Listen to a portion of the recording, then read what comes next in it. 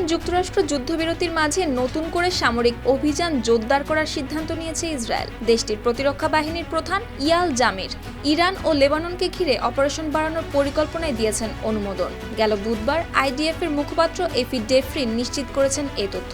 এই ঘোষণার পর থেকেই দক্ষিণ লেবানন জুড়ে পরিস্থিতি হয়ে উঠেছে আরও সংবেদনশীল। লিতানি নদী পর্যন্ত বিস্তৃত অঞ্চলকে হিজবুল্লাহর জন্য মৃত্যুপুরী বা কিলিং এরিয়া হিসেবে চিহ্নিত করা হয়। সেখানে সন্দেহজনক যে কোনো উপস্থিতি সরাসরি লক্ষ্যবস্তুতে পরিণত হতে পারে। সীমান্ত ঘেঁষা জনপদগুলোতে ইতোমধ্যে বাড়ছে উদ্বেগ।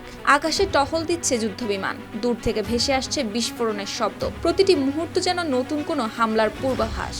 এরই মধ্যে ডেফরিন দাবি করেন, লেবাননের চলমান সামরিক অভিযানে এ পর্যন্ত হিজবুল্লাহর 1700 জনেরও বেশি সদস্যকে হত্যা করেছে ইসরায়েলি বাহিনী। তিনি জানান, হিজবুল্লাহ যেখানে অবস্থান করুক তাদের লক্ষ্য করে অব্যাহত থাকবে এই অভিযান। একই সঙ্গে ইরানকে ঘিরেও নতুন করে হামলার প্রস্তুতির ইঙ্গিত পাওয়া যাচ্ছে। এতে যুদ্ধবিরতির ক্ষণস্থায়ী স্বস্তি এখন ম্লান হয়ে দেখা দিচ্ছে সম্ভাব্য সংঘাতের চাপা ইঙ্গিত।